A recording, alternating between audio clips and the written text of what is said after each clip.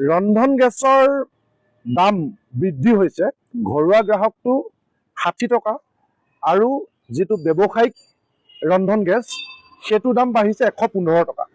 আমাকো বিভিন্নজনে আজি ফোন কৰি আছে, জনাই আছে যে ৰন্ধন গেছৰ মূল্য বাঢ়িছে, আপোনালোকে প্ৰতিবাদ কৰিব লাগে, ভালকে কিবা এটা বিৰোধ কৰিব লাগে, আপোনালোকে লাগিব লাগে।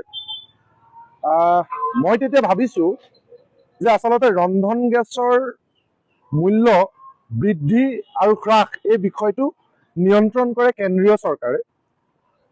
আৰু যিহেতু অসমত এতিয়া নিৰ্বাচন ৰাজ্য চৰকাৰৰ অৰ্থাৎ বিধানসভাৰ, গতিকে ইয়াত কেন্দ্ৰীয় চৰকাৰে দাম বৃদ্ধি কৰিছে আৰু ৰাজ্য চৰকাৰে ইয়াত বঢ়াব কমাবলগীয়া একো নাই, কাৰণ দাম বৃদ্ধিৰ অফাৰটো দিছে কেন্দ্ৰীয় চৰকাৰে।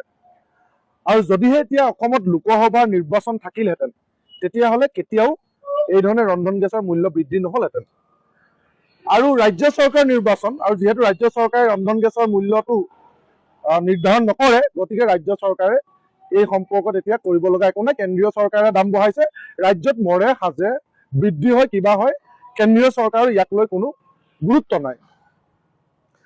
অৱশ্যে যদিও যে কেন্দ্ৰীয় চৰকাৰ আৰু ৰাজ্য চৰকাৰ, কেন্দ্ৰ আৰু ৰাজ্য দুই ঠাইতে যদিও বিজেপি দলৰে চৰকাৰ, সেইটো এটা বেলেগ কথা, কিন্তু ৰন্ধন গেছৰ মূল্যটো বৃদ্ধি কৰিছে কেন্দ্ৰীয় চৰকাৰে। গতিকে অসম চৰকাৰ কৰিব লগা নাই, ৰাজ্যতহে নিৰ্বাচন। এই সম্পৰ্কত অসম চৰকাৰ কৰিব লগা এটাই আছে, যদি তেওঁলোকে ৰাইজক সকাহ দিওঁ বুলি ভাবে তেতিয়াহ'লে এটা ৰাজসাহায্য প্ৰদান কৰিব লাগিব অসম চৰকাৰে, আৰু ৰাজসাহায্য প্ৰদান কৰি সেই মূল্যটো কম কৰি গ্ৰাহকক যোগান ধৰিব পাৰে। অৱশ্যে সেইটো কৰিলে আজিৰ দিনটোত মই নাজানো যে অসম চৰকাৰৰ ধাৰ কিমান, গতিকে যদি সেইটো কৰিবলৈ যায় তেতিয়াহ'লে নিশ্চিতভাৱে আকৌ অসম চৰকাৰৰ ধাৰ ৰাজসাহায্য দিবলৈ যায় পুনৰ লোন ল'ব লাগিব আৰু অত্যাধিক পৰিমাণৰ ধাৰ বাঢ়িব।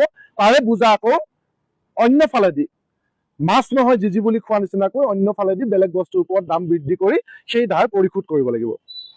গতিকে মই ৰাইজক এটাই কৈছোঁ, যদি কিবা অফাৰ দিয়ে ৰাজ্য চৰকাৰ এতিয়া বৃদ্ধিৰ পাছত, এতিয়াই ল'ব কিন্তু দেই, পিছলৈ নল'ব। কাৰণ যদি নিৰ্বাচনৰ পিছত দাম কমাম বুলি কয় তেতিয়াহ'লে যেনেকৈ 420 টকা ৰন্ধন গেছ ইলেকশ্যনৰ পিছতে যে 1250 টকা হৈছিল, ঠিক তেনেকৈ মাইক্ৰ' ফাইনেন্সৰ ঋণ যেনেকৈ ইলেকশ্যনৰ পিছত আমাক ভোট দিয়ক মাফ কৰি দিম বুলি কৈছিল, 50,000 মাফ কৰি দিম, 1 লাখ মাফ কৰি দিম বুলি কৈ 10,000 বা 20,000 মাফ কৰি দিছে, ঠিক তেনেকৈ ৰন্ধন গেছৰো মূল্য হ্ৰাস কৰিম বুলি কৈ ইলেকশ্যনৰ পিছত 5 পইচা বা 50 পইচা হ্ৰাস কৰি ঠগিব পাৰে। গতিকে যদি ৰাজসাহায্য দিব লাগে ৰাইজে এতিয়াই লওক চৰকাৰৰ পৰা, এতিয়াই দাবী জনাওক।